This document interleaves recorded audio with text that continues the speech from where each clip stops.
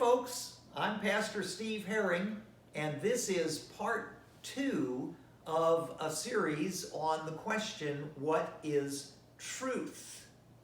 And part 1 is linked below. Part 1 is about the interconnection and the nature of scientific proof in a scientifically oriented world, as to how it is that in ordinary material terms, scientific measurable proof shows us the way things are in the physical world. Now, how do you, when you hear something and somebody says something, or you go through your social media and you see a post on social media, how do you know if it's true or if it's false? Now, I taught a class for a while at the college called critical thinking. And in critical thinking, we would discuss the question very much of how it is that you can recognize true versus false information. And one of the resources I used was a very simple formula that I termed 5WH. And I have learned to rely very heavily on that formula, 5WH. 5 W's. What are they? Who, what, where, when, why, and then how. 5WH. Who, what, where, when, why, and how. So, any social media post or thing you heard on TV or thing you read on the internet or however you got this information, 5WH. Who is saying this? People are different in terms of their credibility. Credibility. Credit means being believed. Credibility means that there are certain people who basically make telling the truth more of a priority than others. So when you listen to someone, you want to be thinking about, who am I listening to? Who is this person that is speaking to me? And that has a lot all by itself. What are their credentials? What qualifies them to be taking the position that they are taking? What are their motives? What motivates them to be saying the things that they are saying?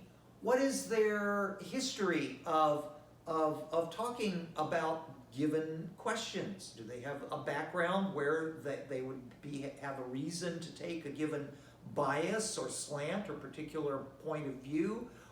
Who is it that is speaking? And who goes beyond individuals? Who goes to institutions?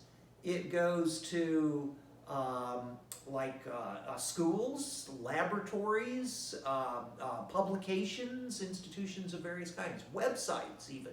You see, all these are groups that have reasons for saying the things that they say. They have reasons, they have motives for saying what they're saying. So understanding where the information came from is key. Then, somebody says that something happened. Where? Give me a location. Location is important. Where did this thing happen? And it's specifically critical when you're trying to figure out if a given event occurred as it was described or suggested that it did occur. Where did this happen? When did this happen? Give me dates. You see, anything that happens, it's really a very easy thing to record the date that it occurred. And so when you make stuff up, which people do a lot, it's really easy to say oh, well, this happened, but not to give it that specific location and time. The reason for that is that if you give it specific location and time, somebody else can say, well, I was in that place at that time and I never saw that. So, in other words, location has just a huge amount to do. So who, where, when, why? What's the rationale to explain why it is that we're seeing this particular piece of news? Who, what, where, when, why, and how? Okay, what is the process by which this thing works? Now that's just a really simple way of filtering out in a social media-based type of a situation, who's telling the truth. So the first two parts here of this little discussion are based on the idea that the physical world is going to be governed basically by scientific principles. That is to say, all the stuff that happens day after day after day. And understanding those scientific principles is a really key way of seeing the way things work. So vaccines. Vaccination works really well for controlling disease. It works incredibly well. So we need to not listen to a lot of the marginal information that would say, well, vaccines are ineffective or unsafe or somehow connected to some bizarre conspiracy. A vaccine is a vaccine, and it works. And if you don't want to get a given disease like the flu, take the vaccine. Statistically, it is more likely than not that vaccine will provide you with an excellent measure of protection against the disease. Listening to people, pay attention critically to who you're listening to. What did they say? When did they say it? Why did they say it? How does this work?